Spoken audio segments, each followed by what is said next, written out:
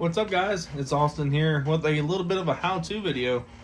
There's not really many out there on how to tune your rolling stock, and I figured I got time. I'm working on a bunch of coal cars, and excuse me for my allergies. But yeah, right now I'm working on my 100-car coal train, and I just had some new stuff come in. And I figured, give it a shot, do a little how-to video, and show you all how to, tune trucks and the car. So we'll go ahead and start right now with what I like to do. And I use this Fantic little screwdriver. Best thing you'll ever buy if you're a hobbyist. Go ahead and undo the trucks. Walthers has made these screws pretty tight on here. It's like they almost bottom them out. But what I like to do is I'll take the wheels out.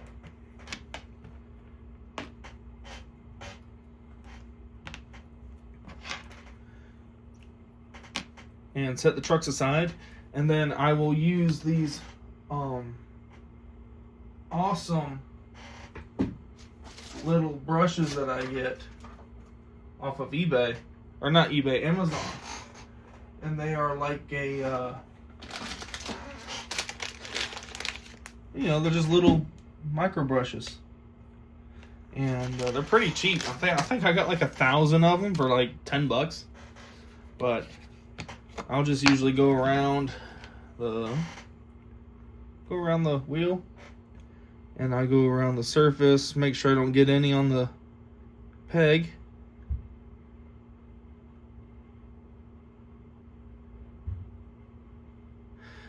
And I'll do that for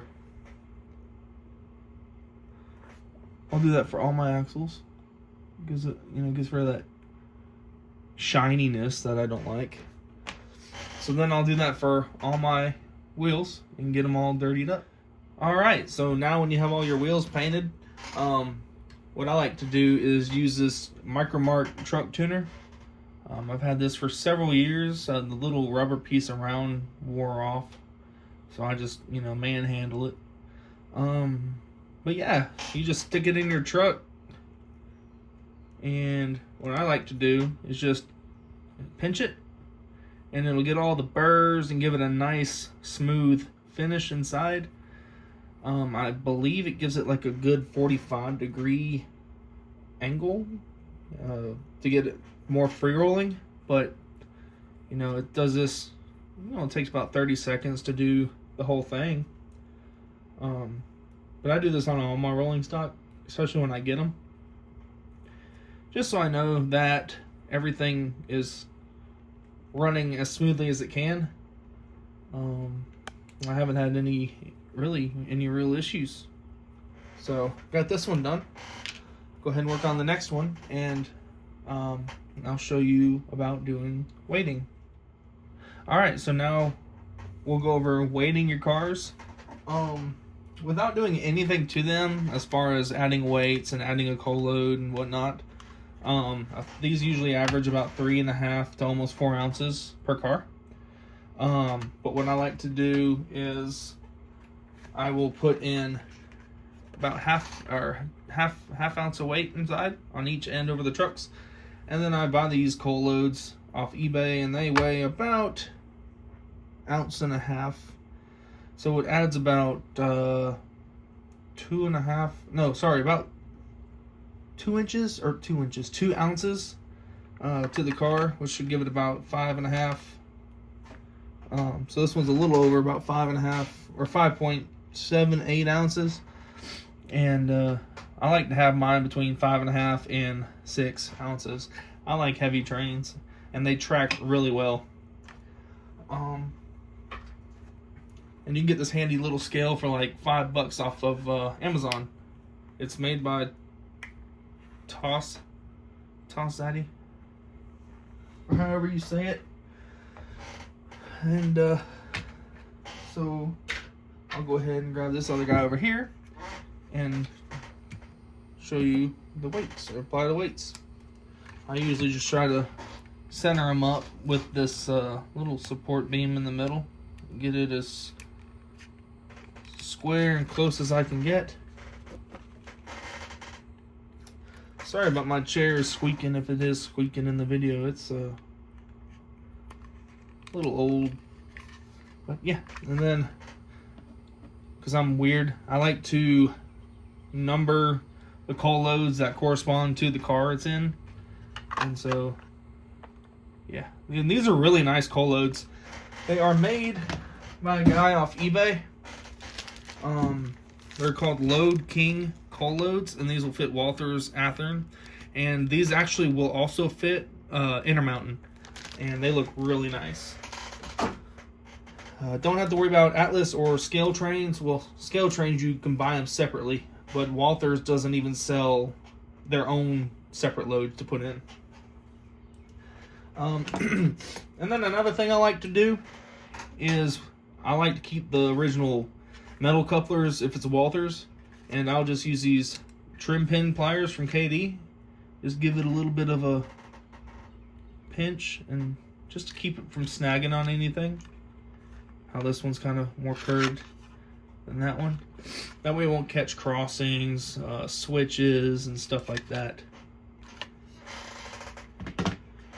And so next I will show you about tuning the car for body wobble.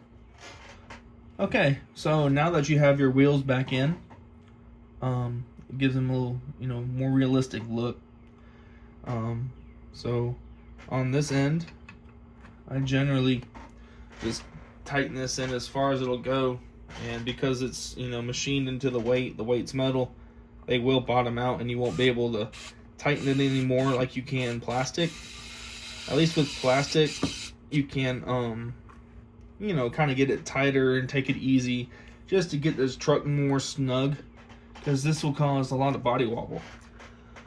So what I like to do with these KD weight or KD shims, it's just a tiny little shim.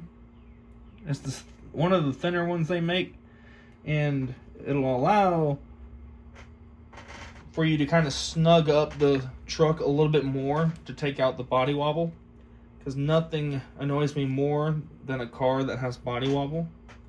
I mean, granted, the real ones, they wobble, but they don't wobble as fast and unrealistic as a model. So I usually get that snug, then I'll back it off a little bit until the truck's somewhat free, but still kind of snug on there. I have to screw it in a little bit more. That's about perfect. So there's like no wobble compared to this one.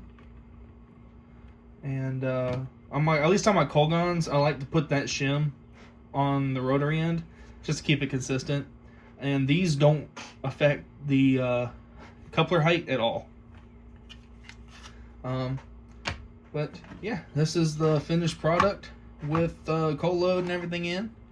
Got your dirty wheels. Paint's a little bit wet, but it'll dry real good with a little bit of time, because these are over here, these are dry, so they have like a flat.